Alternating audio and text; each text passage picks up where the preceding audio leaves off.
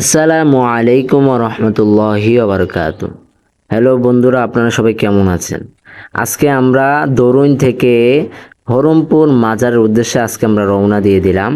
তো রেল লাইনের যে রাস্তাটা, এটা আমার কাছে খুবই ভালো লাগছিল, কারণ কি এখানে দৃশ্যটা খুবই আমার মন ছুঁয়ে নিচ্ছিল।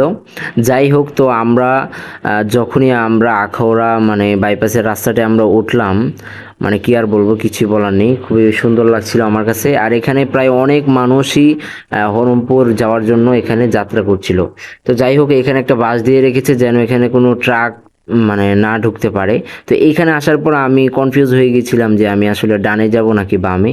তো পরবর্তীতে আমি একটা লোককে জিজ্ঞেস করলাম, তো ওই লোকটা আমাকে দেখিয়ে দিল যে এইখানে দিয়ে যাওয়ার জন্য। যাই হোক, তারপর আমি এখান দিয়ে চলে গেলাম। চলে যাওয়ার পর আরেকটু সামনে আরও অনেক আঁকাবাঁকা রাস্তা ছিল, কিন্তু আমি ভিডিওটা লং হয়ে যাবে এখন আমি আর দেইনি। তো এখানে আবার পুলিশ বাহিনীও দেখছিলাম, কারণ কি তারা এখানে আসছিল। তো এটা তাদের দরকার আছে, কারণ এখানে অনেক রকমের চুরি ডাকাতি হতে পারে। এগুলোকে নিরাপত্তা দেওয়ার জন্য এখানে অনেক পুলিশ বাহিনীকে নিয়োগ দেওয়া হয়েছে, তাদেরকে বিভিন্ন জায়গায় সেটেল করে দেওয়া হয়েছে। তো আমরা হরপুর আসার সাথে সাথে আমরা এই জায়গাটা দেখলাম, এখানে অসংখ্য ফকির মিসকিনরা বসে আছে। আসলে এখানে অসংখ্য মানুষ আছে যারা কিনা তাদেরকে মোটামুটি অঙ্কের কিছু একটা টাকা দিয়ে যায়।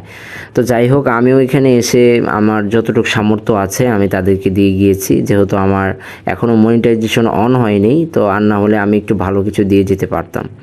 যাই হোক, অবশেষে আমি মাজারে এসে পড়লাম। মাজারে আসার পর তো আমরা আগে জিয়ারত করিনি।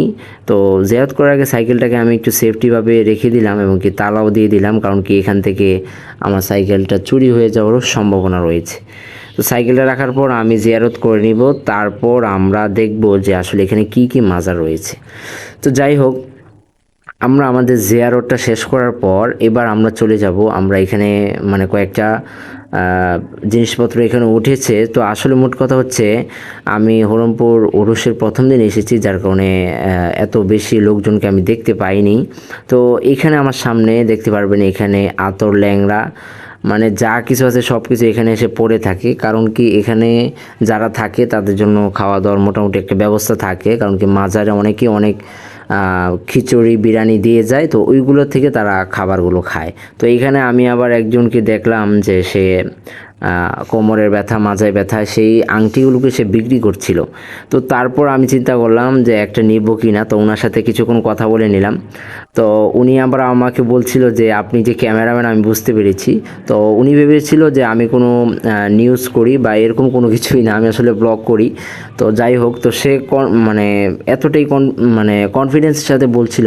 তো পরবর্তীতে আমি কিছু মানুষের সাথে আমি কথা বলি যে আসলে এগুলো কাজ করে কিনা। তো তারা বলছিল যে বাকিগুলো বলতে পারি না, কিন্তু মাজায় ব্যথাটা মোটামুটি কাজ করে। তো পরবর্তীতে আমি এগুলো দেখে আমি চলে আসি, আমি আর ভিডিওটা লং করব না।